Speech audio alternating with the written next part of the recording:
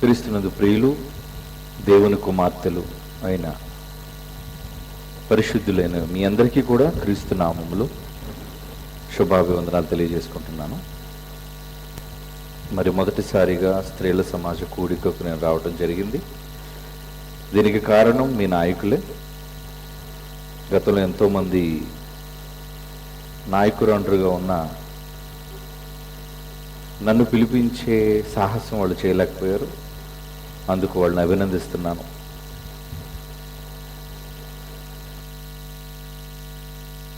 ఈ సందర్భంలో మీకు ప్రకటించిన విధంగా ఈ అంశాన్ని మీకు తెలియజేయాలి అనుకుంటున్నాను. అదేంటంటే, సృష్టి లయకారకురాలే స్వర్గ జయకారకురాల, ద సీక్రెట్ ఆఫ్ ఉమెన్. అంటే సృష్టి లయకారకురాలు, సృష్టి లయం కావటం. సృష్టి లయం కాబోతుందా అని అడిగితే బైబిల్ ఏం చెప్పింది దానికి సమాధానం? పేతురు రాస్తున్న 2వ పత్రిక 3వ అధ్యాయం, 2 పేతురు పత్రిక 3వ అధ్యాయం 7వ వచనాన్ని మనం చూడగలిగితే అక్కడ ఏమని రాయబడిందో చదువుదాం. ఇప్పుడున్న ఆకాశము భూమి భక్తిహీనుల తీర్పు నాశనము జరుగు దినము వరకు అగ్ని కొరకు నిలువ చేయబడినవై అంటున్నాడు. అగ్ని కొరకు, అగ్ని కోసం నిలువ చేయబడిందా అంటే సృష్టి ఏం కాబోతుంది?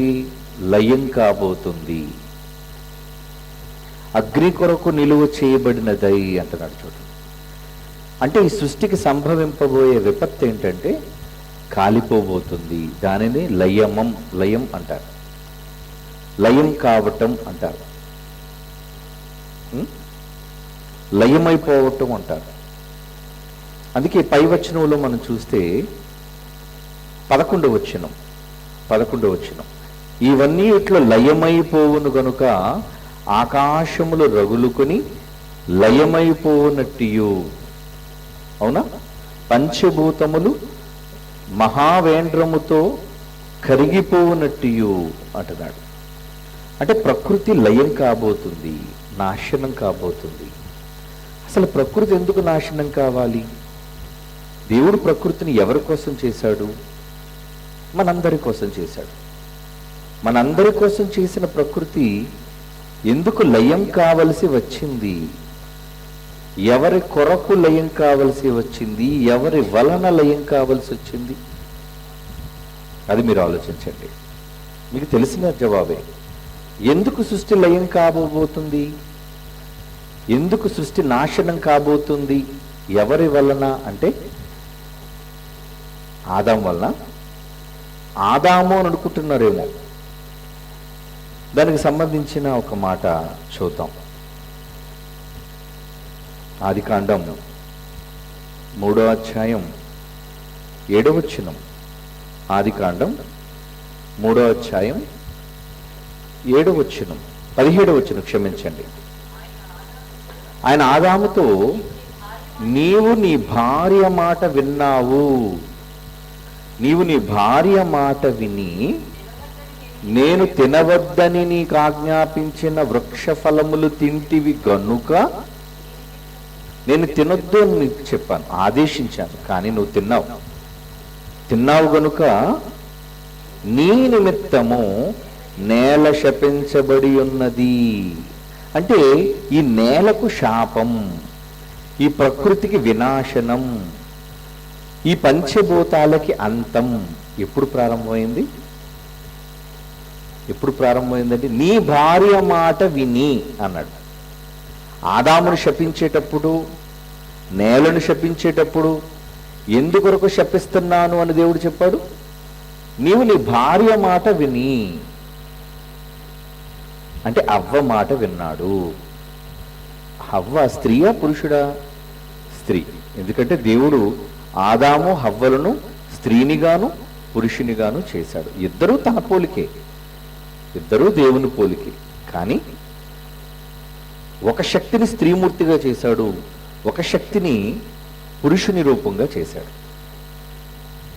అయితే ఇందులో ప్రకృతి నాశనం కావడానికి దేవుడు మాట వినకపోవటమే కారణమైతే, అంతే కదండి, ప్రకృతి నాశనం కావటానికి, లయమైపోవడానికి కారణం దానికి వచ్చిన శాపం.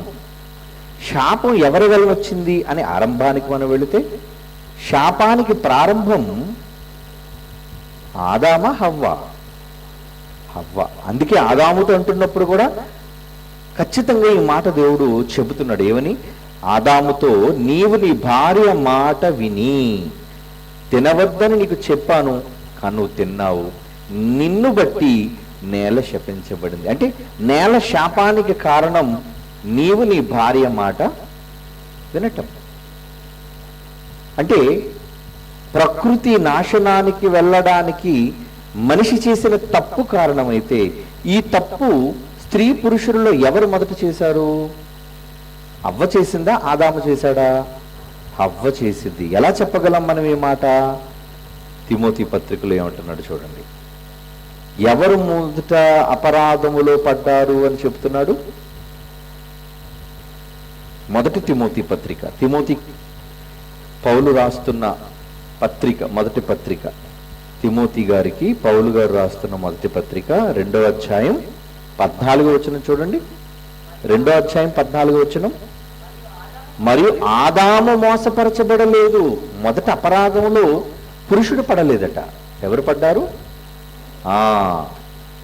ఆదాము మోసపరచబడలేదు గాని స్త్రీ మోసపరచబడి అపరాధములో పడిను.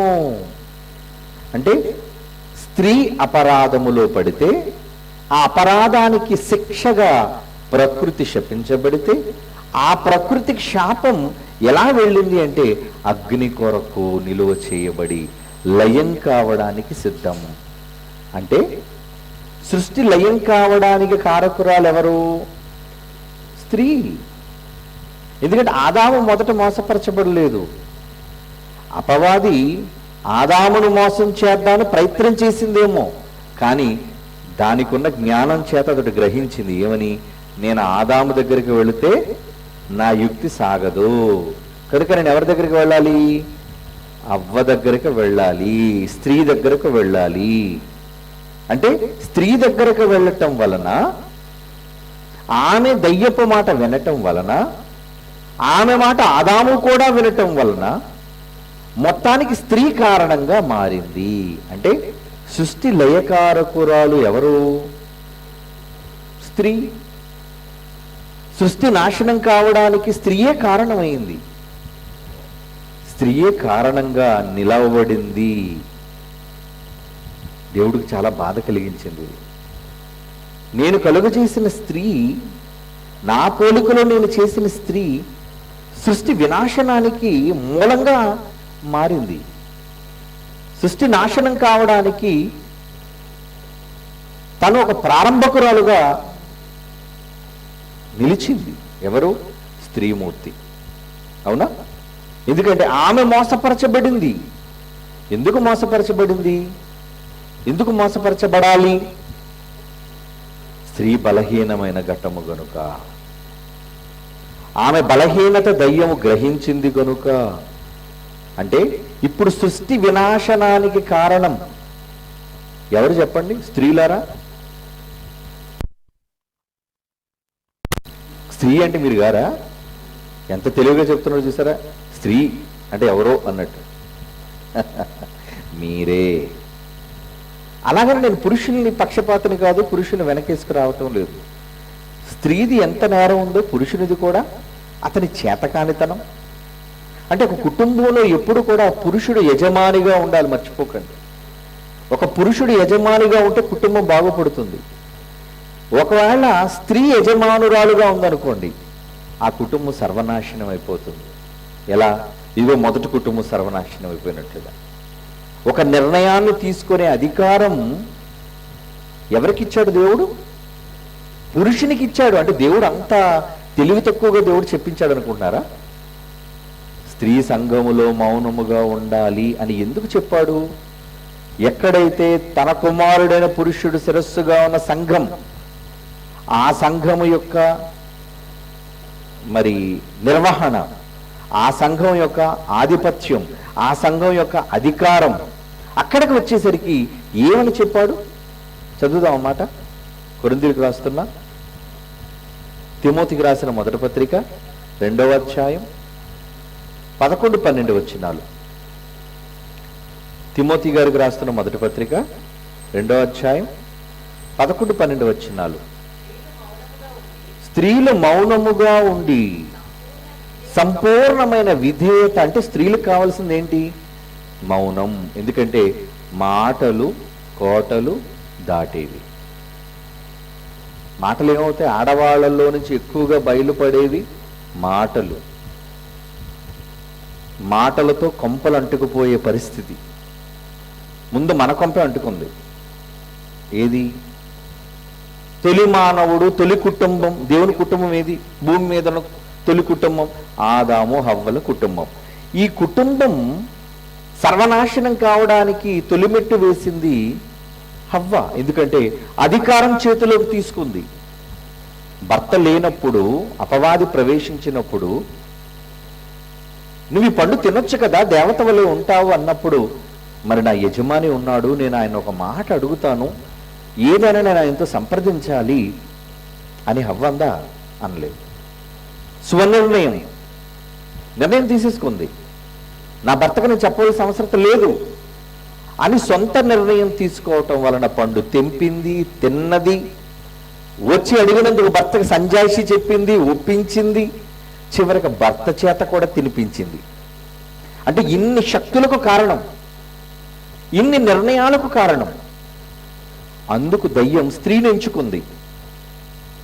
కనుక సంఘం దగ్గరకు వచ్చేసరికి ఏమంటున్నాడు? ఉపదేశించుటకైనను, ఇంకా మౌనముగా ఉండాలి. అందుకే నువ్వు మాట్లాడొద్దు, ఉపదేశం చెయ్యొద్దు. నువ్వు పురుషుని మీద అధికారం, అసలు పురుషుని మీద అధికారం చలాయించే హక్కు స్త్రీలకు లేదండి. మీరేమంటే అనుకోండి.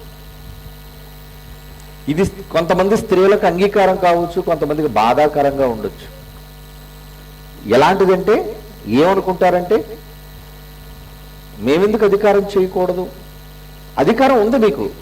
గృహ పరిపాలన, కుటుంబ పాలన, పిల్లల పాలన, ఇవి దేవుడు మీకు ఇచ్చాడు అధికారం. మర్చిపోకండి. మీకు అధికారం ఇవ్వలేదని కాదు, కానీ పురుషుని దగ్గరకు వచ్చేసరికి పురుషుని మీద అధికారము చెయ్యకూడదు. అది తండ్రి కావచ్చు, పురుషుడు, భర్త కావచ్చు, అన్నదమ్ములు కావచ్చు, మరి ఏ పురుషులైనా కావచ్చు. పురుషుల మీద అధికారము చెయ్యకూడదు స్త్రీ. ఎందుకంటే అధికారాన్ని తన చేతిలోనికి తీసుకోవటం వల్ల ఏం ప్రమాదం ముంచుకొచ్చింది? ప్రకృతే లయమైపోవడానికి కారణమైంది. ఈరోజు ఎందుకు తగలబడిపోవాలి? ఈ విశ్వం తగలబడిపోవడానికి హవ్వ మాట, అపవాది మాటే. కానీ హవ్వ ఆ మాటను స్వీకరించి అదే మాటను భర్తకు చెప్పింది. సంభాషణ ఎలా జరిగింది? భర్తతో సంభాషణ, మాట. కనుక ఈ మాట ఎంత ప్రమాదకరమైనదంటే దేవుడు చెప్పాడు యాకోబు పత్రికలో ఏమని? నాలుక అగ్ని. ఈ అగ్ని ఎక్కడి నుంచి వస్తుందని చెప్పాడు. అది మీ అందరికి తెలిసిందే. నాలుక అగ్ని. ఈ అగ్ని ఎక్కడి నుంచి వస్తుందట? నరకము చేత చిచ్చు పెట్టబడును అంటున్నాడు. చూడు, నరకం నుంచా? నరకం ఎలాగైతే జ్వాలలమయమో మంటలమయమో, అక్కడ నుంచి ఆ మంట అక్కడ నుంచి ఎక్కడికి వచ్చిందట? నాలుక మీదికి వచ్చింది. అందులో ముఖ్యంగా స్త్రీ నాలుక మీదకి వచ్చింది. అది అపవాది ఆ మంటను తీసుకొచ్చి, ఎందుకంటే ఇది పాతాళానికి కదా వెళ్ళింది. అపవాది ముందు ఎక్కడికి పోయింది? పాతాళానికి పోయింది. అది ముందు అది శిక్షలో ఉంది. అది అగ్నిజ్వాల నరకానికి పోయింది. నరకంలో కదా పడద్రోయబడింది. అది అక్కడ నుంచి అది వచ్చింది. వస్తూ ఏం తెచ్చింది? దాంతో మంట, నిప్పు తెచ్చింది. ఆ నిప్పు తేవడం ఎవరి కుటుంబాన్ని దహించేసిందంటే సాక్షాత్తు దేవుని కుటుంబమైన తొలి కుటుంబాన్ని కాల్చేసిందండి. ముందు అవ్వను తగలబెట్టింది. అంతే కదా మాట. నాలుక అగ్నియే. ఆ అగ్ని ఎక్కడి నుంచి అయితే? నరకము చేత చిచ్చు పెట్టబడును అన్నాడు. ఏవచనం? యాకోబు పత్రిక 3వ అధ్యాయం 6వ వచనం. నరకములో నుంచి అగ్ని అపవాది తెచ్చి అవ్వ నాలుక మీద పెడితే అక్కడ నుంచి అంటుకోవటం ప్రారంభమైందండి. ఆదాము దహించుకుపోయాడు, అక్కడి నుంచి ప్రకృతి దహించిపోయింది. చివర కదా 4 విషయాలు అంటాడు, ప్రకృతిని సైతం ప్రకృతి చక్రానికే చిచ్చు పెట్టింది అంటున్నాడు. చూడండి, ప్రకృతికే చిచ్చు అంటే మాట ఎంత ప్రమాదకరమైనది దేవుడు చెబుతున్నాడు మనతో. అంటే మొట్టమొదటి దేవుని కుటుంబం నాశనం కావడానికి కారణం హవ్వ అయితే, ఆమె పెట్టిన మంట, ఆమె రగిల్చిన మంట ప్రకృతి కొట్టుకుందట. అందుకే ప్రకృతి ఏం కావడానికి సిద్ధంగా ఉందని మీరు చదువుకున్నారు, మిక్కుటమైన వేండ్రముతో లయమైపోవును. లయం. ఎందుకు ప్రకృతి నాశనం కావాలి? మనిషి తప్పు చేశాడుగా, తప్పు చేయటం వల్ల నేల శపించబడిందిగా, శపించబడ్డం వల్ల ప్రకృతికి నిప్పంటుకుందిగా. అంటే సృష్టి లయకారకురాలు ఎవరు?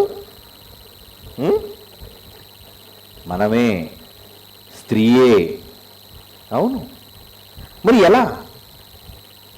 ఎలా ఏ స్త్రీ చేత అయితే నిప్పంటించాడో దేవుడు ఎలాంటోడు? ఏ ఫరో అయితే కోటలోని మోషేను చంపడానికి, ఇశ్రాయేలును చంపడానికి ఆదేశం ఇచ్చాడో అదే ఫరో కోటలోనికి తీసుకుని వెళ్ళి మోషేని పెట్టాలనుకున్న మనస్సు దేవుడిది.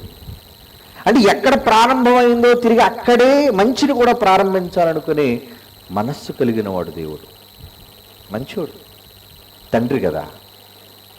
తన పిల్లలు తప్పు చేస్తే ప్రేమతో చేరదీస్తాడు, క్షమిస్తాడు, సరిచేస్తాడు, కుటుంబాలను బాగు చేస్తాడు ఆయన. అందుకు ఏ స్త్రీ అయితే కారకురాలయ్యిందో, ఏ స్త్రీ అయితే సృష్టి లయకారకురాలుగా మారిందో, సృష్టి నాశనం కావడానికి నాంది పలికిందో, నిప్పు రగిల్చిందో, ఆ స్త్రీకి ఒక గొప్ప బాధ్యత అప్పగించాడండి. అదే మనం చదువుకోబోయే స్వర్గ జయకారకురాలు. అంటే స్వర్గానికి కూడా, ఆ స్వర్గలోకానికి ప్రవేశానికి కూడా, ఆ స్వర్గాన్ని జయించడానికి కూడా మీ చేతిలో పెట్టాడా? అవును. నిజంగా మీరంతా భాగ్యవంతులు. తప్పు చేసింది మీరే, తప్పు జరిగింది మీ వల్లనే. తిరిగి ఆ దేవుడు తప్పును సరిదిద్దాలి అనుకున్నది మీ ద్వారానే. చూసారు దేవుని సంకల్పం ఎంత బాగుంది. అంటే ఆయన ఎవరిని తక్కువ చేసేవాడు కాదు, ఏ జాతిని చిన్న చూపు చూసేవాడు కాదు.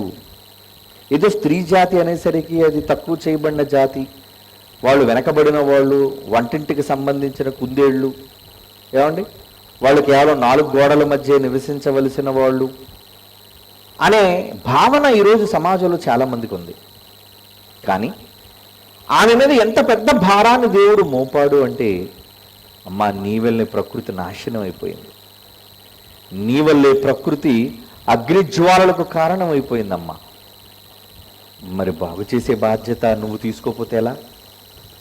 అంటే ఈరోజు రగిలిన గాయాన్ని మాన్పే బాధ్యత నీకు అప్పచెప్పాడు. ఎందుకంటే దేవుడు కూడా ఎలాంటి వాడు అంటే, ఆయన గురించి ఒక మాట రాయబడింది. ఏంటి ఆ మాట తెలుసా? గాయము చేయువాడు ఆయనే అట, గాయము మాన్పువాడు కూడా ఆయనే అట. అంటే దేవుడే గాయం చేస్తాడు, దేవుడే గాయం కడతాడా? అవును. గాయం ఎవరి వల్ల అయింది? నా వల్లే కదా. తప్పు చేశారు పిల్లలు, తప్పు చేశారు, బెత్తంతో కొడతాం. తండ్రులు అయితే బెల్ట్లతో కొడుతుంటారు, కఠినంగా రక్తం వచ్చినట్లుగా కొన్ని సందర్భాల్లో పిల్లల్ని కొడతారు. మన పిల్లలు వాళ్ళు అయితే కొట్టుకునే వాళ్ళు శత్రువులు కాదు కదా. మరలా ఏమనుకుంటాం? నా బిడ్డే కదా, నా రక్త మాంసాలు పంచుకొని పుట్టిందే కదా అని మరలా ప్రేమిస్తాం, చేరదీస్తాం, క్షమిస్తాం. ఎవరు చేయరు చెప్పండి? ఏ తల్లి చేయదు, ఏ తండ్రి చేయడు. తప్పు చేసిన పిల్లల పట్ల ఏ తల్లిదండ్రులు క్షమాగుణం కలిగి ఉంటారు చెప్పండి? అందుకే కదా మీరు తల్లిదండ్రులు అయ్యారు. క్షమించకపోతే మనం తల్లులం కాలేం, తండ్రులం కాలేం. అలా క్షమించబట్టే దేవుడు కూడా మనకు తండ్రి అయ్యాడు. ఆయన తండ్రి అయ్యాడు. అయితే ఆయనకి తల్లి ఎలా ఉంటుంది తల్లి అని ఆయన పక్కన ఒక తనతో సమానమైన ఒక శక్తిగా ఒక స్త్రీమూర్తిని ఆయన ఏం తయారు చేసుకోలేదు. ఏమంటే పురుషులకు విషయంలో యజమానిగా ఉన్న, కుటుంబాలకు యజమానిగా ఉన్న తండ్రిగా పిలువబడితే ఆయన దేవుడు, స్త్రీల విషయంలో ఒక ఆది తల్లి, అంటే దేవుడితో పాటు సమాన శక్తి స్వరూపిగా, శక్తి స్వరూపిణిగా, ఏమండి, దైవ రూపిణిగా దేవుడు పక్కన దేవత అంటూ ఏమీ లేదు. దేవత అంటూ ఏమీ లేదు. కానీ ఆ భాగ్యాన్ని నిజంగా దేవుడు స్త్రీలకు ఇవ్వాలి అనుకున్నాడండి. నిజంగా దేవుడు చెప్పిన మాట ప్రకారంగా వింటే అపవాది చెప్పిన మాటను లో ఉన్న కొంత నిజం ఏంటో తెలుసా? ఈ పండు తినుదినమును మీరు దేవతల వలె ఉంటారు అని. దేవతలు అన్నది, దేవతలు. దేవత అని ఎందుకంది? నువ్వు అమ్మవు కదమ్మా, నువ్వు స్త్రీవి కదా, ఇప్పటివరకు దేవుడే నువ్వు అనుకుంటున్నావు కదా, నువ్వు దేవత అయిపోతా అంటే దేవుని ప్రక్కన దేవత స్థానంలోనికి నువ్వు వెళతావని ఆశపడింది. అవ్వ, అంతే కదండి. ఏ తప్పుకైనా కారణం ఆశ అవుతుంది, అది దురాశ అవుతుంది. కనుక ఒక నేరానికి దురాశ కారణమైనప్పుడు ఆది తల్లి, మనందరి తల్లి ఆది తల్లి చేసిన నేరం దురాశ కారణం. దురాశ గర్భము ధరించి పాపమును కంటే ఆ పాపమనే పండును తింటే ఆ పాపము పరిపక్వమై చివరికి మరణాన్ని కన్నది, చచ్చిపోయింది. ఆమె చచ్చిపోతూ తన భర్తను చంపేసింది, తన పిల్లల్ని చంపుకుంది. ఇక కయ్యను పుట్టినవాడు ఎలా మారిపోయాడో మీకు తెలుసు. అంటే ఆమె చేసిన తప్పుకి ఆమె కడుపున పుట్టిన తొలి సంతానం ఒక నరహంతకుడు జన్మించాడు. వచ్చేసింది శాపం. వేదనతో పిల్లల్ని కన్నది. యెహోవా దయ వలన సంపాదించుకున్నాను అని భక్తితో ఒక మాట చెప్పింది. ఎందుకంటే దేవుడు దయ వల్లే అంటే అర్థమైంది దేవుడు ఏంటో. అప్పుడు దేవుని జాలి ఏంటో, దేవుని కరుణ ఏంటో ఆమెకు అర్థమైంది. కనుక దేవుని దయ వలన సంపాదించుకున్నాను అనుకుంది. కానీ ఆమెను గర్భాన్ని పుట్టింది ఎవరు? ఒక నరహంతకుడు పుట్టాడు. సొంత కుటుంబంలోని తమ్ముణ్ణి చంపుకున్న కిరాతకుడు వాడు. అంటే చేసిన పాపానికి ఒక పెద్ద పరిహారం వచ్చేసింది. వేదనతో పిల్లలకు అండం అంటే నిజంగా ఎంత ఘోరం అండి. అది నిజంగా అనుభవించే ఆ తల్లులకు తెలుసు ఆ బాధ ఏంటో. ఈరోజు ఏముందండి, సిజేరియన్ ఆపరేషన్లు చేసి పిల్లల్ని చాలా సునాయాసంగా తీసేస్తున్నారు, ప్రసవ పురిటి నొప్పులు లేకుండా. కానీ మన పూర్వీకులు, మన తాతలు, మన ముత్తాతలు, మన తండ్రులు, వాళ్ళంతా అమ్మల కడుపును పుట్టారు. వాళ్ళందరికీ సిజేరియన్ ఆపరేషన్స్ లేవు కదా. వాళ్ళందరూ ప్రసవ వేదనతోనే కన్నారు పిల్లల్ని. ఎన్ని వేల తరాలు, ఎన్ని వేల సంవత్సరాలు, ఎన్ని లక్షల కోట్ల మంది తల్లులు ఈ గర్భ బాధను భరించారు. వాళ్ళకి తెలియదు. కానీ వెళ్ళిన తర్వాత ఆడవాళ్ళంతా అంటారు, అమ్మను చూసి, అవ్వమ్మ మహాతల్లి ఎంత పని చేసావమ్మ నువ్వు, మా అందరి కడుపులో చిచ్చు పెట్టావు నువ్వు, మా అందరి కడుపులో బాధను పెట్టావమ్మ నువ్వు వెళ్ళిపోతూ ఒక తప్పు చేసి చల్లగా వెళ్ళిపోయావు. కానీ మా అందరికీ వచ్చేసింది శిక్ష. అదేది దేవుని ఒక్కదానికి పెట్టినా బాగున్ను, మా అందరికీ పెట్టేశాడు. ఎందుకంటే దేవుని తీర్పు ఎలా ఉంటుందంటే ఒకరికి చేస్తే మొత్తం అందరికీ చుట్టుకుంటుంది. అది ఆదాముకి, కుటుంబానికి చుట్టేసుకుంది, చివరికి ప్రకృతికి కూడా చుట్టేసుకుంది. మొత్తానికి నువ్వు లయకారకురాలు అయిపోయావమ్మా, బాధకు కారకురాలు అయిపోయావు, వేదనకు కారకురాలు. వేదనతో పిల్లలకు అందు అంటే వేదన అనేది లేని పరిస్థితి వల్ల వేదనలోకి మమ్మల్ని నెట్టేశావమ్మా అని ఖచ్చితంగా అవ్వ కనబడిన ప్రతి స్త్రీ అంటది ఆ మాట. భూమి మీద స్త్రీగా బ్రతికి ప్రసవ వేదన అనుభవించిన ప్రతి తల్లి చనిపోయిన తర్వాత అవ్వగానే కనబడింది అనుకోండి, మహా తల్లి ఎంత గొప్ప, మాకు నిజంగా బహుమతి ఇచ్చావమ్మా నువ్వు. పాపం సిగ్గుపడుతుంది కదండి. అందరూ కనబడి ఆవిడతో ఆ మాట అంటున్నప్పుడు ఎలా ఉంటుంది, ఎందుకమ్మా ఈ పని చేసు, నీ వల్లే కదా ఈ బాధ అంటే చిన్నబుచ్చుకుంటారు కదండి, బాధపడతారు అందరూ. అలా బాధపడే పరిస్థితి అవ్వ ఖచ్చితంగా ఉంది. అందరూ అడుగుతారు ఆమెని, ఎందుకంటే లయకారకురాలుగా మారిపోయింది. ఎంత తప్పు చేసావమ్మా నువ్వు. కనుక ఇక్కడ దేవుని మనస్సు మనం ఆలోచిస్తున్నాం. గాయం చేయటం, గాయం కట్టడం, అది దేవుని అలవాటు. శిక్ష విధిస్తాడు, తిరిగి మరలా శిక్షను క్షమిస్తాడు. అలాగే హవ్వ సృష్టి లయం అయింది, తిరిగి ఏం చేయాలనుకున్నాడు? సరే సృష్టి లయం అయిపోయినా మనమంతా ఎక్కడికి వెళ్ళాలి? స్వర్గం, పరలోకం, అక్కడ కదా వెళ్ళాలి. ఆ లోకానికి వెళ్ళడానికి ఏమండి ఒక డోర్ తెరవాలి అనుకున్న డోర్, మార్గం. ఆ మార్గం ఎవరి ద్వారా తెరిచాడో తెలుసా అండి? యేసు ద్వారా తెరిచాడులేండి. యేసు ద్వారా తెరిచాడని సులువుగా చెప్పేస్తున్నారు. యేసే తెరిచాడు మార్గం. మరి మార్గం నేనే, సత్యం నేనే అన్నప్పుడు పరలోకానికి నా ద్వారానే తప్ప ఎవరు తండ్రి దగ్గరకు రాలేరు అన్నది నిజమైతే యేసు ఎలా వచ్చాడు? యేసు ఎలా వచ్చాడు? ఎవరి ద్వారా వచ్చాడు? డైరెక్ట్గా పరలోకం నుంచి భూమి మీదకి వచ్చేసాడా? పోనీ అంతకు ముందు ఎప్పుడైనా ఆయన ముందు వచ్చాడా? ముందు ఆయన భూమి మీదకి క్రీస్తుగా శకపురుషుడిగా రాకముందు ఆయన ఏమైనా వచ్చాడంటే వచ్చాడు. అబ్రహామును ఆశీర్వదించడానికి వచ్చాడు మెల్కీసెదకుగా. అలా వచ్చినప్పుడు ఆయనకు వంశం లేదు, తల్లిదండ్రులు లేరు. ఏమండి? హెబ్రీ పత్రికలు ఉంటుంది చూడండి. హెబ్రీ పత్రిక 7వ అధ్యాయం 3వ వచనం. హెబ్రీ పత్రిక 7వ అధ్యాయం 3వ వచనం.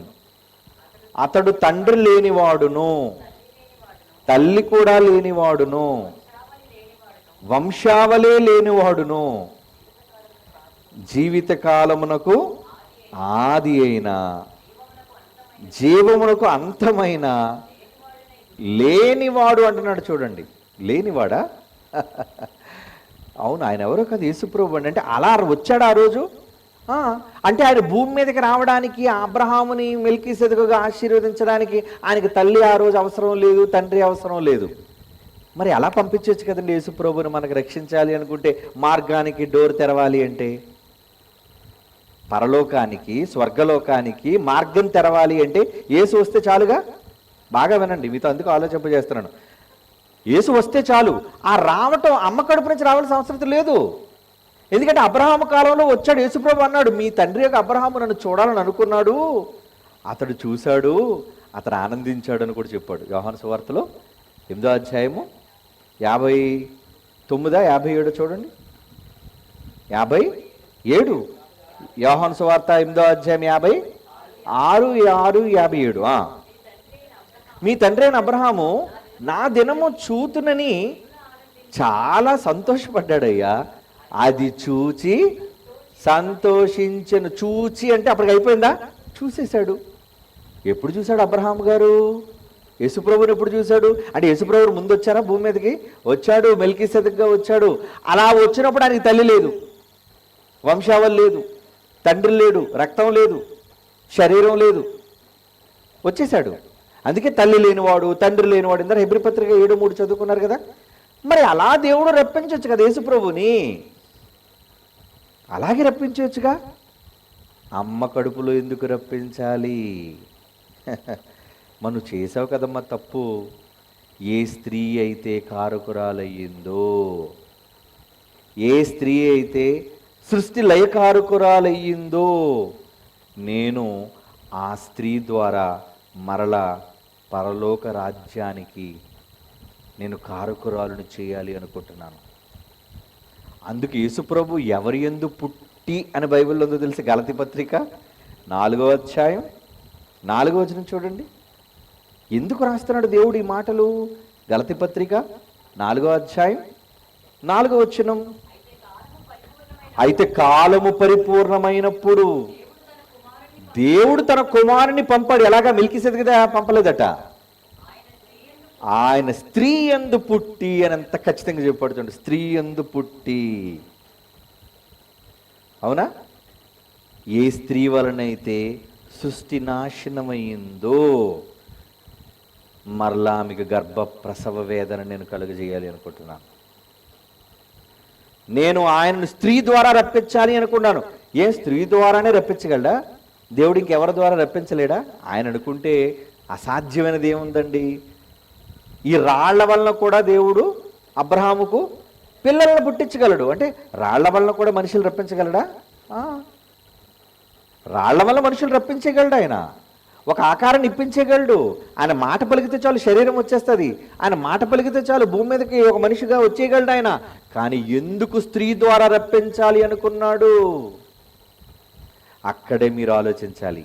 అంటే స్త్రీకి ప్రాధాన్యత దేవుడు ఇవ్వాలి అనుకున్నాడు.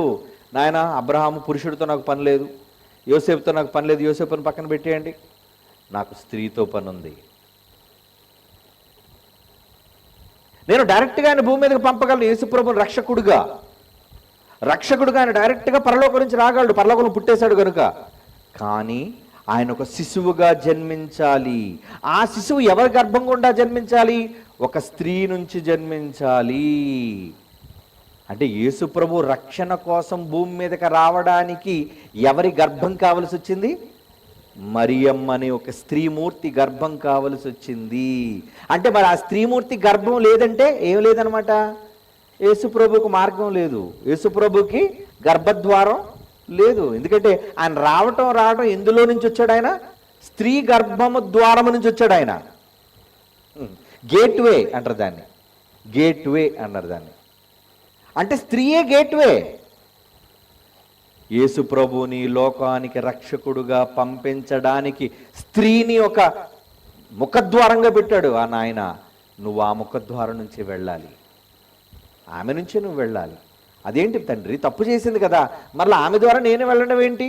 లేదు నాయన, ఇది నా సంకల్పం, ఇది నా ఉద్దేశం, నువ్వు ఆమె ద్వారానే వెళ్ళాలి. అలా సంకల్పించాడు. అనుకున్నట్లుగాని స్త్రీ గర్భములోనికి ఆయనను ప్రవేశింపజేశాడు. 9 మాసాలు అందులో ఉన్నాడు. నెలలు నిండిన తర్వాత భూమి మీదకి ఆయన మరియమ్మ గర్భము ద్వారా ఆయన బయటకు వచ్చాడు. అలా వచ్చి, అవునా, ఏం ప్రకటించాడు ఆయన? ఏం ప్రకటించాడు అలా వచ్చి? సువార్త. సువార్త ఎందుకు ప్రకటించాలి? యేసుప్రభు ఎందుకు వచ్చాడట? దీనులకు సువార్తను ప్రకటించుటకు యెహోవా నన్ను అభిషేకించాడు. నేను ఎందుకు వచ్చానంటే సువార్త చెప్పడానికి వచ్చాను. అంటే మరి సువార్త చెప్పడానికి నేను రావాలి అంటే కారణం ఎవరు? స్త్రీ. మరియమ్మ అనేది పక్కన పెట్టండి. మరియమ్మ ఎవరు? ఆయన స్త్రీ యందు పుట్టి అన్నాడు. అంటే ఆడది లేకపోతే యేసుప్రభుకి భూలోక ప్రవేశం లేదు. అంటే రక్షణ ప్రవేశం భూమి మీదకి రావాలి అంటే మరలా అక్కడ ఎవరు కావాల్సి వచ్చింది? మేమే ఉండాలి. అంటే ఇప్పుడు రక్షణ ఎవరి ద్వారా వచ్చింది చెప్పండి భూమి మీదకి? ఇప్పుడు చెప్పండి, మా ద్వారా అని. మళ్ళా స్త్రీ అంటారేంటి? అంటే ఎప్పుడు పొరుగోళ్ళ మీద వేసేయడం తప్ప మనమే తీసుకోవడం ఎప్పుడు ఆడవాళ్ళకి అలవాటు. ఎందుకంటే పరాయోళ్ళ మీద వేసేయడమే ముందు, మనకు సంబంధించింది కాదని. మేమే ఎంత ఆనందంగా చెప్పుకోవాలి మీరు. రక్షణ భూమి మీదకి వచ్చిందంటే కారణం స్త్రీ. స్త్రీ లేకపోతే యేసు రాడు. యేసు రాలేడు.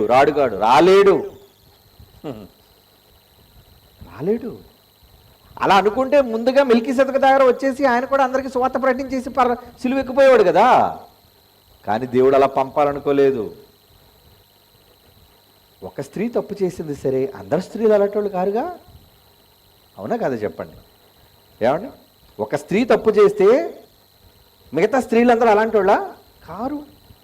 ఎందరో ఉత్తమరాండ్రైన స్త్రీలు ఉన్నారు, భక్తిపరులైన స్త్రీలు ఉన్నారు, దేవుణ్ణి ప్రేమించే మరి తల్లుల్లాంటి ఎందరో స్త్రీలు ఉన్నారు. కనుక ఒకరి వల్ల అందరినీ వెంటనే మనం అనేయటం మనకు అలవాటు. ఒక మగాడు తప్పు చేశాడు అనుకోండి, ఆ మగ జాతి అంతా ఇంటేనండి అంటారు. మగ జాతియే అందరికీ ఎలాగ ఆపాదించేస్తారు దాన్ని? అంటే యేసుప్రభు మొగుడే అంటే యేసుప్రభు చెడ్డోడా? కాదు కదా. ఒక్కళ్ళు చేయటం వల్ల అందరికీ ఆపాదించడం అనేది తప్పు. అలాగనే ఒక స్త్రీ మంచిది అవ్వడం వల్ల, గొప్ప కార్యం సాధించడం వల్ల స్త్రీ శక్తి అండి, స్త్రీలందరూ గొప్పోళ్ళు అని కూడా అనడానికి తప్పే. స్త్రీలలో మంచోళ్ళు ఉంటారు, చెడ్డోళ్ళు ఉంటారు. అది ఏ స్థాయిలో ఉన్నారనేది మనం చూడాలి. ఏ శాతం పర్సంటేజ్ ఎక్కువ ఎవరున్నారు, మంచోళ్ళు ఉన్నారు, చెడ్డోళ్ళు ఉన్నారు అనేది చూడాలి. అలాగే పురుషుల్లో కూడా మంచోళ్ళు ఉంటారు, చెడ్డోళ్ళు ఉంటారు. ఒకరు తప్పు చేయడం వల్ల అందరూ చెడ్డవాళ్ళు కారు, ఒకరు మంచి చేయడం వల్ల అందరూ ఉత్తములు కారు. కనుక ఇక్కడ దేవుని యొక్క ప్రణాళికను గురించి మీరు ఆలోచిస్తే ఎంత దూరం ఆలోచించాడంటే, ఈ లోకానికి రక్షణ రావాలి అంటే చివరికి ఆదాము రక్షింపబడాలన్నా ఎవరి ద్వారా రక్షింపబడాలి? ఎవరి ద్వారా? నా ద్వారానే తప్ప ఎవరు పరలోకానికి చేరరు అన్నాడు కదా. రక్షణ లేదు ఈ నామముననే అన్నాడు. రక్షణ ఏ నామంలో? ఈ నామముననే తప్ప మరి ఏ నామమున రక్షణ లేదు. ఏ నామం అది? యేసునామం. ఎవరిదా నామం అది? యేసుప్రభు నామం. యేసుప్రభు ఎక్కడి నుంచి వచ్చాడు? స్త్రీ గర్భంలో నుంచి వచ్చాడు, తల్లి గర్భంలో నుంచి వచ్చాడు. అంటే ఈ నామం ఈయనకి రావాలి అంటే ముందు ఈయన రావాలి కదా. నామం రావాలి అంటే ముందు ఈయన అమ్మ కడుపులో నుంచి రావాలి. అంటే అమ్మ కడుపుకి ఎంత దీవెన పెట్టాడు దేవుడు, అమ్మ కడుపుకి ఎంత భాగ్యం పెట్టాడు దేవుడు. అవును, నిజంగా తల్లిలో గర్భాలలోనికి ఆయన స్వహస్తాలు వెళ్ళి బిడ్డను తయారు చేస్తున్నాయంటే నిజంగా అమ్మ కడుపులన్నీ కూడా ఎంతో చల్లని కడుపులండి. రోజు మా దేవుడు వచ్చి మమ్మల్ని ముట్టుకుంటాడో తెలియదు, కానీ పురుషుల్ని గర్భవతులైన అందరూ ఎవరైనా వాళ్ళు చెడ్డోళ్ళు కావచ్చు, మంచోళ్ళు కావచ్చు, ఎందుకంటే తల్లి గర్భమందు నీ హస్తములు నాకు అవయవ నిర్మాణము చేశాయి అంటాడు. అంటే ఈరోజు మనం అంతా పుట్టడానికి ఎవరెవరి తల్లులలో మనం ఉంచామో ఆ తల్లులందరి కడుపులలోనికి ఎవరి చేతులు లేట? నీ హస్తములే. అంటే దేవుడే వచ్చి అమ్మ కడుపులో ఈ ఆకార నిర్మాణాన్ని చేశాడు అంటే అమ్మ కడుపు ఎంత గొప్పది చెప్పండి. అది ఎంత దీవెనకరమైనది. దేవుడే డైరెక్ట్గా నీ చేతులు, తన చేతిని నీ కడుపులోనికి పెట్టాడు అంటే నీ దగ్గరికి దేవుడు వచ్చాడు కదా. అంటే గర్భవతులైన తల్లులు ఏమనుకోవాలి, రాత్రి పడుకునేటప్పుడు దేవుడు వచ్చి తయారు చేస్తున్నాడు నాలోని బిడ్డని, దేవుడి చేతులు వచ్చి తాకుతున్నాయి అన్నమాట, దేవుడి చేతులు నా గర్భంలోనికి వెళుతున్నాయి అన్నమాట అనుకోవాలి అమ్మలందరూ. అవునా? అందుకే మొత్తానికి రక్షణ రావడానికైతే మాత్రం కారణం ఎవరు? స్త్రీ ద్వారా అని చెప్పాడు. ఆ స్త్రీ ద్వారా అని చెప్పి దేవుడు ఒక మంచి మాట అన్నాడండి. దేవుడు మంచి మాట రాయించాడు. ఏంటో తెలుసా ఆ మంచి మాట?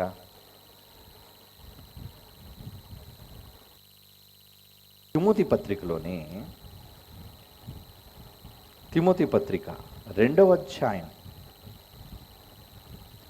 15వ వచనం చూడండి. 1 తిమోతి పత్రిక 2వ అధ్యాయం 15వ వచనం మీకోసం చెప్తున్నాడు. అయినను వారు స్వస్థ బుద్ధి కలిగి, అంటే మీ బుద్ధి ఎలా ఉండాలి? ఎప్పుడు మీది జబ్బు బుద్ధి అని అర్థం. అంటే స్వస్థ బుద్ధి అంటే ఆరోగ్యమైన బుద్ధి. తొందరగా బుద్ధి చెడిపోయేది ఎవరిదంటే ఆడవాళ్ళకున్న జబ్బు, బుద్ధి చెడిపోయే జబ్బు, తొందరగా బుద్ధి పాడైపోయే జబ్బు. అందుకే బాగా బుద్ధిమంతులుగా ఉండడానికి అందరూ ఆడవాళ్ళు ప్రయత్నం చెయ్యాలి. అందుకే ఇప్పుడు ఏం చెప్తున్నాడు మనతో? వారు స్వస్థ బుద్ధి కలిగి, మీకు 3 ఉండాలట: విశ్వాస, ప్రేమ, పరిశుద్ధత. విశ్వాసం, ప్రేమ, పరిశుద్ధత. ఈ 3 మీకుంటే పరిశుద్ధతల యందు నిలకడగా ఉండిన ఎడల శిశు ప్రసూతి ద్వారా ఆమె రక్షింపబడును. శిశు ప్రసూతి ద్వారా ఆమె రక్షింపబడినంటే అంటే పిల్లల కన్న వాళ్ళకి రక్షణ. ఇప్పుడు పిల్లల కన్నేల సంగతి ఏంటి చెప్పండి? ఇప్పుడు ఈ మాట పట్టుకొని అమ్మలందరూ ఏమనుకుంటారంటే మేము శిశువులు కనేసాం కదా, శిశు ప్రసూతి ద్వారా మాకు రక్షణ వచ్చేసిందని. మరి శిశువులు కనని గొడ్రాంటి సంగతి ఏంటి? శిశువులు పుట్టలేని తల్లుల సంగతి ఏంటి? మరి అలాగైతే యేసు ప్రభు సిలువ మోసుకుని వెళ్తున్నప్పుడు ఏమన్నారు?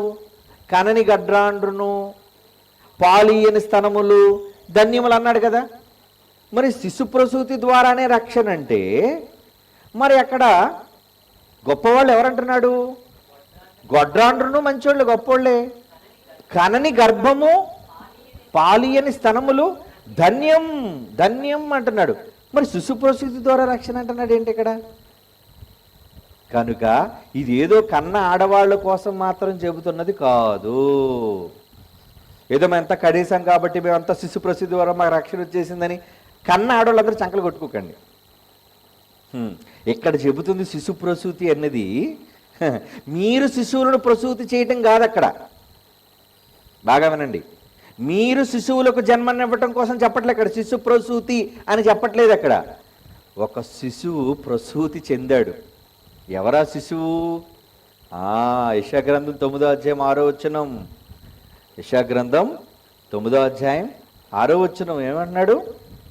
యాలయనగా మనకు శిశువు పుట్టిన, శిశువు అంటున్నాడు చూడు. బైబిల్ ఆన్సర్ టు బైబిల్, బైబిల్కు బైబిల్ సమాధానం. ఇక్కడ శిశువు అంటే ఎవరా శిశువు? ఎవరా శిశువు? మనకు శిశువు అనుగ్రహింపబడెను, ఆయన భుజముల మీద రాజ్యభారం ఉండును, ఆశ్చర్యకరుడు, ఆలోచనకర్త, బలవంతుడైన దేవుడు, నిత్యుడగు తండ్రి, సమాధానకర్త, నీతికి అధిపతి. ఇదంతా ఎవరి కోసం చెప్తున్నాడు? యేసుప్రభు. అంటే యేసుప్రభు శిశువా? మరి పుట్టినప్పుడట ఆ తూర్పు దేశపు జ్ఞానులు వచ్చి ఆ శిశువు ఉండిన చోటు అన్నాడు. శిశువు ఎవరా శిశువు? యేసు ప్రభువే ఆ శిశువు. అంటే యావత్తు స్త్రీ సమాజం, జాగ్రత్తగా వినండి, తప్పు చేసింది, సృష్టి లయకారకురాలయ్యింది స్త్రీ అయితే ఆ స్త్రీకి ఒక స్త్రీ ప్రసూతి ద్వారా రక్షణ అనుగ్రహించాడంటే యేసు రాక వలన ఆ గర్భంలో నుంచి ఆయన రావటం వలన ఆ శిశువు ప్రసూతి చెందటం వలన మీ అందరికీ రక్షణ వచ్చేసింది ఇప్పుడు. అవునా? అందరు రక్షింపడ్డారా? ఆది తల్లి అయిన అవ్వ మొదలుకొని మరలా ఆయన తిరిగి వచ్చినంత వరకు ఎంతమంది స్త్రీమూర్తులు భూమి మీద ఉంటారో వారందరికీ రక్షణ శిశు ప్రసూతి ద్వారా ఆమె రక్షింపబడి స్త్రీ జాతి అంతరికి కూడా రక్షణ ఇస్తాను అన్నాడు. శిశు ప్రసూతి ద్వారా ఎవరికి రక్షణ? ఆయనకు కాదు, శిశు ప్రసూతి ద్వారా ఆమెకు, అంటే యావత్తు స్త్రీ జాతికి కూడా నేను రక్షణ ఇవ్వబోతున్నాను. ఎవరి ద్వారా? ఒక శిశు ప్రసూతి ద్వారా. శిశువు జన్మించాడు, ఒక మహాతల్లి జన్మనిచ్చింది శిశువుకి. ఆమె పరిశుద్ధురాలు. ఎంత మంచిదండి మరియమ్మ, చాలా గొప్పదండి. దయాప్రాప్తురాలా, నీవు శుభం అమ్మా, నువ్వు ధన్యురాలు అమ్మ అన్నాడంటే ఎంతమంది ప్రపంచంలో స్త్రీలను స్కాన్ చేసి ఉంటాడు దేవుడు. వాళ్ళ గుణాలను స్కాన్ చేసి ఉంటాడు, అవునా? వాళ్ళ క్రియలను స్కాన్ చేసి ఉంటాడు, వాళ్ళ బాడీని స్కాన్ చేసి ఉంటాడు. అన్ని పాపాలు పాపాలు పాపాలు పాపాలు, అవునా? చిన్నవాళ్ళు మొదలుకొని పెద్దవాళ్ళ వరకు అంతా పాప పంకిలం అయిపోతుంది కదండి శరీరం. అలాంటిది ఆ వయసులో యేసు ప్రభువుని ఆమె గర్భంలోనికి ప్రవేశింప చేయటానికి ఆమె గర్భాన్ని స్కాన్ చేసినప్పుడు, ఆమెను స్కాన్ చేసినప్పుడు ఎలా కనబడింది? పవిత్రమూర్తి, దయాప్రాప్తురాలా, నీకు శుభం అమ్మా, నువ్వు చాలా మంచిదానివిగా కనబడ్డావు, యెహోవా దయ పొందిందాను నువ్వు. అంటే ఎన్ని మంచి గుణాలు కలిగినది ఆమె. అంత మంచి తల్లి కడుపున ఒక మంచి కొడుకు పుట్టాడు. అవునా? యేసుప్రభు శరీరపరంగా రక్త సంబంధంగా రక్త మాంసాలు మరియమ్మ నుంచి పుచ్చుకునేవి కదండి. ఆ జాలి, ఆ ప్రేమ, దయ, కరుణ, కనికరం ఎవరి నుంచి వస్తాయి? అప్పుడప్పుడు అంటూ చూడండి, ఏమండి మీ అమ్మలో ఉన్న బుద్ధులే మీకు వచ్చేయండి, మీ నాన్నలో ఉన్న బుద్ధులే మీకు వచ్చేయండి అని అంటారు కదా. మరి యేసుప్రభుకి ఎవరి బుద్ధులు వచ్చాయి చెప్పండి? శరీరకంగా ఆయన కూడా రక్త మాంసాలు కలిగిన వాడు కదా. మరి ఆ రక్తంలో జాలి ఎక్కడి నుంచి వచ్చింది?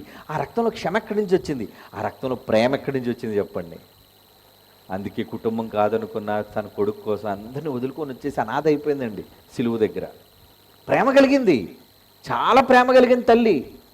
ఎంత ప్రేమ కలిగిన స్త్రీమూర్తి అంటే అన్నిటినీ వదులుకొని అవమానాలు సహించి భరించి, మీకు తెలుసు ఆమె చరిత్ర అంతా కూడా. అంత గొప్ప స్త్రీ ప్రసూతి ద్వారా ఆమెకు రక్షణ. ఇప్పుడు చదవండి ఆ మాట, ఇప్పుడు చదవండి ఆ మాత్రం. 1 తిమోతి పత్రిక 2:15 ఆయనను వారు స్వస్థ బుద్ధి కలిగే విశ్వాస, ప్రేమ, పరిశుద్ధత నిలకడగా మీరు ఉండాలి. మీకు ఆ రక్షణ కావాలంటే ముందు ఏం కావాలి? ఆమె ద్వారా మీకు శిశు ప్రసూతి ద్వారా రక్షణ ఇస్తాడు. కానీ ముందు ఈ లక్షణాలు మీలో ఉన్నాయా? ఏటా లక్షణాలు? మీలో దేవుని మీద విశ్వాసం, పొరుగువాని పట్ల ప్రేమ, ఇంకా మీ మనస్సు పరిశుద్ధం, ఏ కల్మషం లేదు, వాళ్ళ మీద కోపం, వీళ్ళ మీద ద్వేషం వద్దు. పవిత్రమైన నిష్కల్మషమైన మనస్సాక్షితో మీరుంటే శిశు ప్రసూతి ద్వారా మీ అందరికీ రక్షణ ఇచ్చేశారట. అంటే ఒక ఆది తల్లి వాళ్ళందరికీ శాపం వస్తే మరో మహాతల్లి వల్ల మరలా మీ అందరికీ ఏమి ఇచ్చాడు? రక్షణ. ఎంత గొప్ప గర్భం, ఎంత గొప్ప త్యాగం. అంటే ఇప్పుడు పరలోకానికి వెళ్ళాలంటే యేసు నేనే మార్గం అన్నాడు. మరి నీకు మార్గం ఎవరు? మా అమ్మ. ఆయనకు మార్గం ఎవరు? ఆయనకి గర్భ మార్గం తెరిచింది ఎవరు? ద్వారాన్ని తెరిచింది ఎవరు? రా నాయన రా, నా గర్భం గుండా నువ్వు బయటికి రా. ప్రపంచానికి డోర్ ఆయన తెలిస్తే ఆయనకి డోర్ తెరిచిన ఒక స్త్రీమూర్తి ఉంది. ఆమె చాలా గొప్పది. ఆ మహాతల్లి గర్భంలో నుంచి వచ్చాడు కనుకనే మనందరికీ పరలోక ఛాన్స్ దొరికింది. లేదంటే మనం ఎక్కడికి వెళ్తాం పరలోకానికి? అంటే ఇప్పుడు స్వర్గలోక జయకారకురాలు కావాలి అంటే ఎవరు? మీరే. స్వర్గానికి త్రోవ చూపించింది మీరే, భవిష్యత్తులో చూపించాలి అన్న మీరే. మరలా మర్చిపోకండి, స్వర్గలోక జయకారకురాలు అంటే స్వర్గానికి వెళ్ళడం అంటే జయం కదండి. అదే కదా కారణం. ఈరోజు మీరంతా ఎందుకు శ్రమ పడుతున్నారు? ఆ పరలోకం కోసం ఈ పాటలన్నీ. అవమానాలు భరిస్తున్నారు, కష్టమైన భరిస్తున్నారు, ఎన్ని పనులైనా కష్టపడి ఎండనక వాననక సువార్తలు చేస్తున్నారు, పనులు చేస్తున్నారు, డబ్బులు ఇస్తున్నారు, త్యాగాలు చేస్తున్నారు. Very good. ఒక విధంగా ఈ సంఘంలోని స్త్రీలుగా మీరందరూ చేసేవి నిజంగా శ్లాఘనీయమే అంటే గొప్పతనం. ఆ విషయంలో నేను హర్షిస్తున్నాను, అతిశయిస్తున్నాను మీరు చేస్తున్న పనులు. ఉంటాయి లోపాలు, కొన్ని ఉంటాయి, ఏం చేస్తామండి? కొన్ని లోపాలు ఉన్న ఆ లోపాలన్నిటినీ పక్కన పెట్టి సరి చేసుకుంటూ మిమ్మల్ని మీరు దేవుని పనిని చేస్తున్నారు అంటే దేనికి? అదిగో ఆ పరలోకానికి కన్ను మూసిన మరుక్షణమే ఆ లోకానికి వెళ్ళిపోవాలి. అలా వెళ్ళాలి అంటే అలా వెళ్ళాలి అంటే విశ్వాసము, ప్రేమ, పరిశుద్ధత నీలో ఉంటే అప్పుడు ఏమన్నాడు?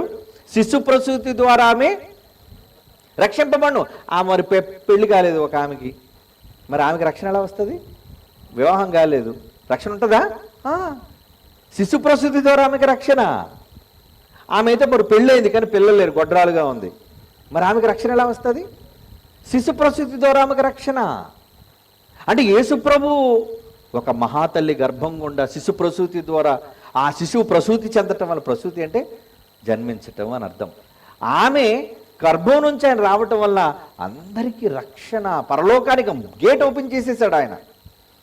ఏ స్త్రీమూర్తి అయితే నేరం చేయడానికి కారణమైందో మళ్ళా అదే స్త్రీని పరలోకానికి వెళ్ళడానికి ద్వారంగా ఎంట్రన్స్గా పెట్టాడండి దేవుడు. ఎంత గొప్ప సంకల్పం! అంటే మగోడైనా పరలోకానికి వెళ్ళాలంటే ఎవరి ద్వారా వెళ్ళాలి? స్త్రీ మార్గం చూపించకపోతే అవ్వదు. ఇంకా మంచి విషయం చెప్పంటారా? యేసుప్రభు వెళ్ళిపోతూ ఏం చెప్పమన్నాడు? మీరు సర్వలోకంలోకి వెళ్ళి సర్వ సృష్టికి సువార్త ప్రకటించండి. అంతేనా? సువార్త చెప్పాలి. మీరంతకే సువార్తకి వెళ్తున్నారు. అసలు మొట్టమొదటి సువార్త ఎవరు చెప్పింది? పురుషుడు చెప్పలేదండి. మగ్దలేని మరియ మొట్టమొదటి పరిగెత్తుకుంటూ వచ్చింది ఆడది సమాధి దగ్గరికి. చూసింది యేసుప్రభుని, లేడు. ఏమండి? తోటమాలితో అనుకుంది. యేసుప్రభు తర్వాత వచ్చాడు, మాట్లాడాడు. అంటే మొట్టమొదటి యేసుప్రభు ఎవరికి ప్రత్యక్షమయ్యాడు? ఎంతమంది గొప్ప ఏమంటే పురుష పొంగవులు ఉంటుండగా ఏమండి యేసుప్రభు భుజం మీద ఆనుకున్నాడు. ఇప్పుడు శిష్యుడు ఎక్కడ పడుకున్నాడు? ఇలా యేసుప్రభు కూర్చున్నాడు అనుకోండి, పక్కన వచ్చి ఆయన సీట్ వేసుకుని కూర్చొని మళ్ళీ కూర్చోవచ్చు కదా, మళ్ళీ భుజం మీద తలెందుకు పెట్టుకోవడం? అంటే ఎంత చనువు నీకెంత చనువు! ఏమండి ఇప్పుడు జైశాలి గారు ఉన్నారు, జైశాలి గారి దగ్గరికి వెళ్ళి భుజం మీద ఆనేసుకుని ఎవరు కూర్చోగలరా? నేనున్నాను, నా దగ్గరికి వచ్చి అంత ధైర్యంగా నా భుజం మీద చేసి మాట్లాడగలరా ఎవరైనా? కానీ మరి యేసుప్రభు భుజం మీద ఆనుకొని ఉండేటంతటి గొప్ప ప్రేమ, అనురాగం శిష్యుల్లో ఉన్నా వాళ్ళెవరు కనబడలేదు. యేసుప్రభు లెగ్గానే ముందు ఎవరికి కనబడ్డాడు? ఎందుకు? అతనికి ఇంట్రెస్ట్ లేదు. ఎవరికి ఇంట్రెస్ట్ లేదు?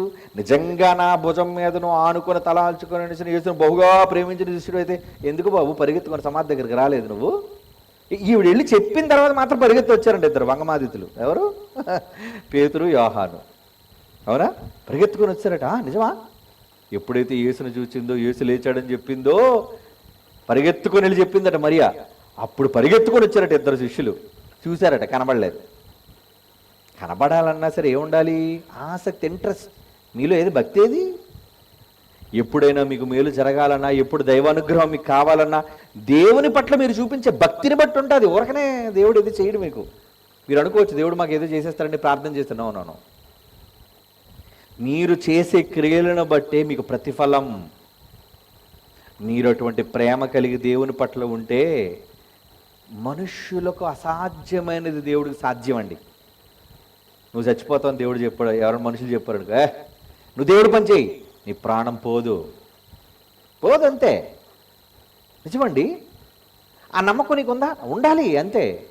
నువ్వు నిజంగా దేవుని కోసం నేను బ్రతుకుతాను, దేవుని కోసం విశ్వాసము, ప్రేమ, నిరీక్షణ, నిష్కల్మషమైన బుద్ధి నాకు ఉంటుంది అని నువ్వు నిజంగా దేవుణ్ణి ప్రేమించి ఒక స్త్రీగా నువ్వు ఉంటే నీ దగ్గరకు మరణం అంత తొందరగా రాదు. అది ప్రమాదమా? అది రోగమా? మరి ఏదైనా కానివ్వండి. అంటే ఇది మనుషులకు అసాధ్యం, కానీ దేవుడికి సమస్తం సాధ్యం. కనుక ఆయన చెయ్యాలి అనుకున్నప్పుడు నువ్వేం చేయాలి? నువ్వు ఆయన నమ్ము, ఆయన విశ్వసించు, ఆయన పని చేయి, ఆయన నిన్ను ప్రేమిస్తాడు. కనుక మొట్టమొదటి ఛాన్స్ ఎవరికి ఇచ్చాడు? ఎంత శిష్యుడు నన్ను ప్రేమించిన యోహానైనా, అమ్మ నీకే నేను మొదటి కనబడుతున్నానమ్మా. అందుకే అన్నాడు కదా, తాను 7 దెయ్యములు వెళ్ళగొట్టిన మగ్దలేని మరియకై మొట్టమొదటి కనబడ్డాడట యేసుప్రభు. అప్పుడు ఆమె వెళ్ళి ఏం చెప్పింది? యేసు లేచాడు, యేసు సమాధిలో లేడు అంటే మొట్టమొదటిసారిగా సర్వలోకానికి సువార్తను అందించే అవకాశం కూడా ఎవరికి ఇచ్చాడు? నీకే ఇచ్చాడు. పరలోకానికి వెళ్ళడానికి స్త్రీని మార్గంగా పెట్టాడు. ఆ రక్షణ సువార్తను వినిపించడానికి కూడా అవకాశం మీకే ఇచ్చాడు.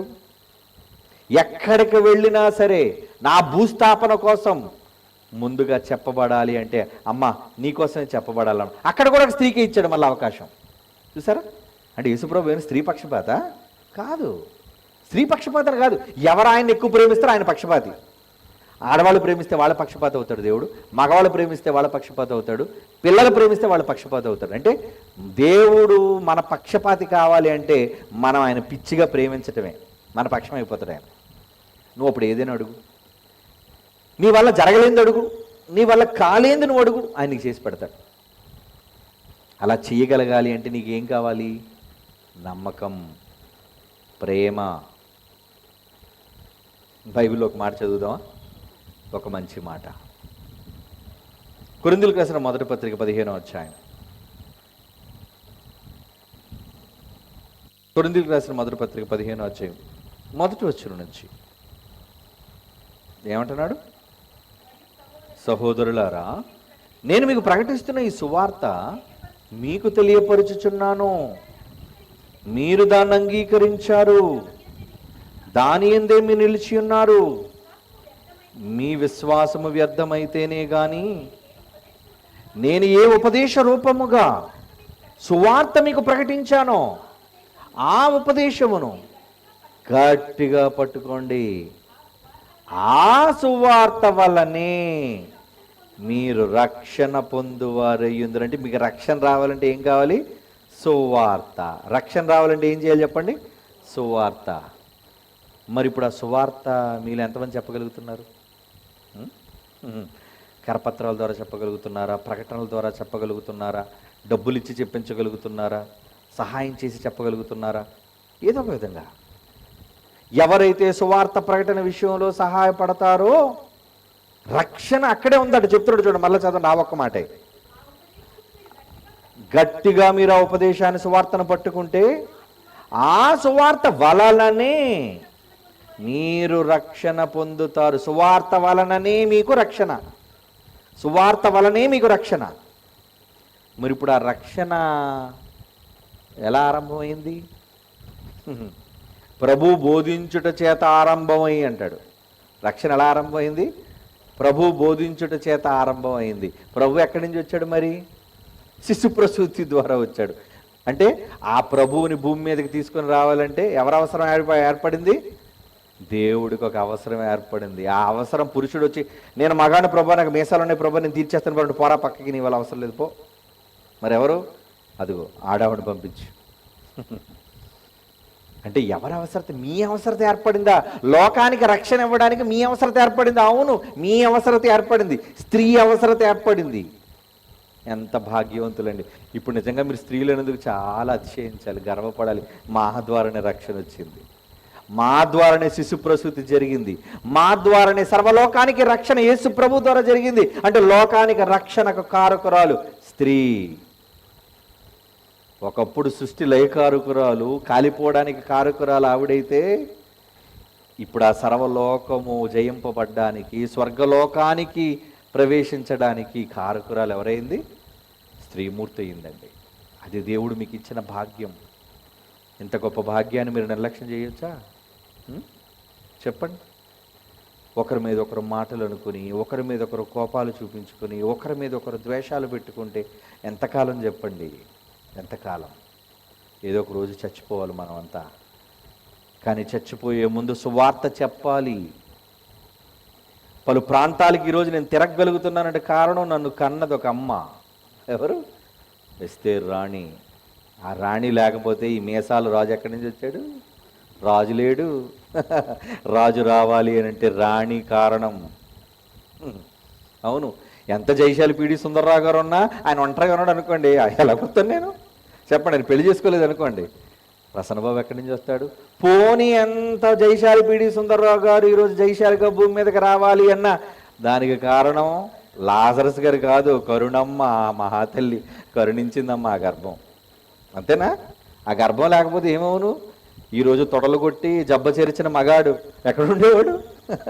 నువ్వు తొడలు కొట్టాలన్నా, మీసం తిప్పాలన్నా, జబ్బ చరచాలన్నా వెనకాతలు ఎవరు ఉండాలి? అమ్మ. అమ్మ ఆడది ఉండాలి. అంటే అంత కారణంగా దేవుడు చేశాడు. మళ్ళీ ఆయన వెనక అది ఆడది లేదు, కానీ మనుష్యుల వెనక సంకల్పంలో ఆడదానికి అంత ప్రాముఖ్యత ఇచ్చాడు దేవుడు. అప్పుడు మీరు ఎలాగ అనుకోవాలి? ఇంత ప్రాముఖ్యత మాకు ఇచ్చినప్పుడు కొమ్ములు వచ్చి కూడా సైతాన్లా మీకు? ఏ ఆడవాళ్ళైతే మీరు స్వర్గ జయకారుకురాలు మిమ్మల్ని కారణం చేసుకుంటుంది అపవాది, మీ ద్వారా పాడు చేయడానికి. అందుకే సంఘాన్ని మీ ద్వారానే పాడు చేస్తుంది, మనుషులు మీ ద్వారానే పాడు చేస్తుంది, కుటుంబాలను మీ ద్వారానే పాడు చేస్తుంది, రాజ్యాలను మీ ద్వారానే పాడు చేస్తుంది. ఏమండి, ఈరోజు ప్రపంచంలో జరిగే యుద్ధాలన్నిటికీ మొట్టమొదటి కారణం ఆడదేనండి. నిజం. కుటుంబాలు ఇడిపోవడానికి కారణం ఆడదేనండి. అంతే. అది లోక సంబంధమైన ఆడవాళ్ళు. కానీ దేవుని జ్ఞానం నేర్చుకుని మీరు అలాంటి ఆడవాళ్ళు కాకూడదు. నా మాటలు ఎంతోమంది లైవ్లో వింటున్నారు పాపం. ఎంతోమంది పిల్లలు పాపం గూగుల్ మీట్లో కూడా వింటున్నారు. మీరంతా అందులో అమ్మలు ఉంటే, స్త్రీమూర్తులు ఉంటే వాళ్ళతో చెప్తున్నాను, దేవుడు మీకు ఇచ్చిన గొప్ప జీవితం ఏంటంటే నన్ను ఆడదానిగా పుట్టించారు. మగుడికైనా ఏమండి ఏ బాధ బంతి ఏమీ లేదండి. కాదు, రక్షణ మీ ద్వారా ఉంది, రక్షణ మీ వల్లనే కలుగుతుంది. దేవుడు అవకాశాన్ని మీకే ఇచ్చాడు, సువార్త ప్రకటించే అవకాశం. అందుకే చూడండి, ఎక్కడ చూడండి, మన చర్చిలో కూడా చూడండి ఆడవాళ్ళు ఎక్కువ, ఎక్కడి మీటింగ్లో చూడండి ఆడవాళ్ళు ఎక్కువ. ఆడవాళ్ళకి అవకాశం అండి. నాకు తెలుసండి, నాది ఒక అంచనా మాత్రం, ఎస్టిమేషన్, అది కరెక్ట్ అని నేను అంటలేదు. పరలోక రాజ్యంలోకి వెళ్ళేది ఎక్కువ ఆడవాళ్ళ మగవాళ్ళు అంటే నేను చెప్పేది ఆడవాళ్ళు ఎక్కువ ఉంటారు అనుకుంటున్నాను నేను, ఉన్న తక్కువ మందిలో కూడా. నిజం. ఆ తక్కువ మందిలో, ఎందుకంటే ఎక్కడికి వెళ్ళినా ఆడవాళ్ళ స్థానమే పెద్దగా కనబడుతుంటుంది. వాళ్ళు చేయటంలో కానీ, వాళ్ళు ఇవ్వటంలో కానీ, వాళ్ళ త్యాగంలో కానీ, వాళ్ళ పనుల్లో కానీ, వాళ్ళ ప్రేమలో కానీ. పురుషుడికి ఇంకా ఓపిక తక్కువ అండి, ఆడదానికి చాలా సహనం అండి. అందుకే భూదేవితో పోలిస్తారు ఆడదాన్ని. భూదేవికున్న సహనం ఉంటుందట, భూమికి ఉన్నంత సహనం ఉంటుందట ఆడదాని. అందుకే భూదేవి అంటారు హైందవ సోదరులు. అంటే ఎంత గొప్ప సహనం, సహనశీలి. యేసుప్రభు పుట్టాడు అంటే ఆ సహనశీలికి సహనం పోసింది ఒక తల్లి. ఎంత సహనం, ఎంత ఓర్పు, ఎన్ని మాటలు, ఎన్ని అవమానాలు, ఎంతమంది మీద బుగ్గెత్తి పోసింది, ఎంతమంది మీద నిందించింది, ఎంతమంది మీద మాటలు కత్తి దూసింది. ఏం లేదండి, అలా ఓర్చుకుందండి అమ్మాయి. ఏమనలేదు. అన్నీ భర్త తిడుతున్నా ఓర్చుకుంది, పిల్లలు తిడుతున్నా ఓర్చుకుంది, చుట్టూ సమాజం ఇరుగు పొరుగుళ్ళు అంటున్నా ఓర్చుకుంది. ఏమనలేదు. అంత నిశ్శబ్దం, నిశ్శబ్దం, నిశ్శబ్దం. అలాంటి స్త్రీలు ఆదర్శం. మీ అందరికీ ఆదర్శం అలాంటి వాళ్ళు. అలాంటి ఆదర్శవంతురాలుగా దేవుని జ్ఞానం నేర్చుకునే మీరున్నారు కాబట్టి సువార్త ప్రకటనలో, పరలోక రాజ్య ప్రవేశంలో అవసరమైతే పోటీ పెడితే ముందు ఆడవాళ్ళు ఎక్కువ వెళ్తారు, మగవాళ్ళు ఎక్కువ వెళ్తారు అంటే ఆడవాళ్ళు మోతే మోగాలి. ఆడవాళ్ళు ఎక్కువ మంది ఉంటారు కూడా అండి. ఆ రోజు కూడా యేసు ప్రభువుని తీసుకెళ్తుంటే ఏమండి, బహుస్త్రీ జనసమూహం వెంటబడి రొమ్ము కొట్టుకున్నారని. మగవాళ్ళందరూ ఏమయ్యారు, ఎక్కడెక్కడ నెక్కి చూస్తున్నారు పిరికోళ్ళు. అవునా? యేసుప్రభుని పట్టుకుని తీసుకెళ్తుంటే ఏమండి, వేల మందిలో మగవాళ్ళందరూ ఉన్నప్పుడు ఏమయ్యా, యేసుప్రభుని ఎవరయ్యా, మా యేసుప్రభుని సిలువేస్తున్నారు, కమాన్ అడ్డుకోండి, రండి, పదండి, మనం అంతా విప్లవకారులకు ఎదురెళ్దాని. ఒక్క మగాడు వచ్చాడా? రాలేదు. ఆడవాళ్ళు కదండి, ఏం చేయగలరు? పాపం దారి పొడుగున నిలిచాడు, ఏడుస్తున్నారట. గొప్ప జనసమూహము ఆయనను గురించి రొమ్ము కొట్టుకుంటుందంటే ఆయన గురించి ఏడ్చేవాళ్ళు కూడా ఆడవాళ్ళు ఎక్కువ ఉన్నారు. దుఃఖించుచున్న చాలా మంది స్త్రీలు లోకసువార్త 23వ అధ్యాయంలో అంటాడు. 27 ఏమండి, అంటే నిజంగా దేవుడు మీకు ఎందుకో భాగ్యాన్ని కల్పించాడు, కానీ మీరు దాన్ని సద్వినియోగం చేసుకోవాలి. నేను అనుకుంటున్నాను ఎక్స్పెక్టేషన్, మరి వెళ్ళిన తర్వాత మనకు తెలుస్తుంది. మనం అంతా యేసుప్రభు వచ్చిన తర్వాత అందరూ పరలోకానికి వెళ్ళిన తర్వాత ఏమంటే మగవాళ్ళు ఎంతమంది వచ్చారండి పరలోకానికి, ఆడవాళ్ళు ఎంతమంది వచ్చారండి అని రిజల్ట్లో మాత్రం నేను అనుకున్నాను ఖచ్చితంగా ఆడవాళ్ళ నుంచి ఎక్కువ మంది ఉంటారు అని నేను భావిస్తున్నాను. చూద్దాం రిజల్ట్. అక్కడికి వెళ్ళిన తర్వాత మన అందరం ముఖాముఖిగా మాట్లాడుకునేటప్పుడు తెలుస్తుంది మనకు ఆ విషయం. కానీ ఏది ఏమైనా ఎక్కువ మంది వాళ్ళే ఉంటారండి దేవుని కోసం నిలబడటంలో, సువార్త పరిచర్యలో, అన్నిటిలో ఆయన వెంబడించటంలో, ఆయనకి సహకరించటంలో, సువార్త పనిలో సహకారులుగా ఉండటంలో ఆడవాళ్ళు, స్త్రీలు. ఏమండి, ప్రభువు మాట సెలవిచ్చే స్త్రీలు మీకు తెలుసు కదా, స్త్రీ సైన్యం పాట. అది ఎక్కడ ఉండడం కాదు, పరలోకంలో కూడా సైన్యంగా మీరు ఉండాలి. అంతేగాని ఇక్కడ సేనలా మారకండి. అవునా? సైన్యం అన్నా సేనన్నా ఒకటే, సైన్యం అన్నా సేనన్నా రెండు ఒకటే పర్యాయ పదాలు అంతే. సేన సైన్యం అంటారు, కానీ ఇక్కడ సేన అనేసరికి దెయ్యం గుంపు, సైన్యం అనేసరికి దేవుని గుంపు. ఏ గుంపులో ఉంటారో మీరు జాగ్రత్తగా నిర్ణయించుకోండి. మీరు కూడా అందరితో పాటు సృష్టి లయకారకురాలు అని మీరు కూడా కారకురాలే కాలిపోతారు, లేదా జయధ్వానం చేసి జయకారకురాలుగా పరలోకానికి మీరు కూడా ప్రవేశించే వాళ్ళు ఉంటారు. ఓకేనా? నిర్ణయం తీసుకోండి. God bless you all. కళ్ళు మూసుకోండి, ప్రార్థన చేసుకుందాం. పరిశుద్ధుడైన తండ్రి, ఇదిగో నీ పిల్లలతో నేను మాట్లాడాను. నీ వాక్యంలో రాయించిన నిజాలను వాళ్ళకి చెప్పావు నాయన. వాళ్ళు మనస్సులు కఠినములు కాకుండా విని మారగలుగుటకు, తమ మాటల ద్వారా ప్రవర్తన ద్వారా అనేక మందిని మార్చగలుగుటకు, శిశు ప్రసూతి ద్వారా రక్షణ పొందిన వారు అనేక మందికి రక్షణ సువార్తను ప్రకటించగలుగుటకు ఈ మాటలు విన్న ప్రతి స్త్రీని ఆయుధంగా, సాధనంగా బలపరచవలసిందిగా ప్రార్థిస్తూ, దుష్టుని యొక్క ప్రతి విధమైన దుష్ట సంబంధమైన ఆలోచన నుంచి నీ పిల్లలను కాపాడవలసిందిగా మీ చేతులకు అప్పగించుకుంటూ యేసుక్రీస్తు వారి శ్రేష్టమైన నామములో ఈ ప్రార్థన మీకు సమర్పించుచున్నాము తండ్రి. ఆమేన్.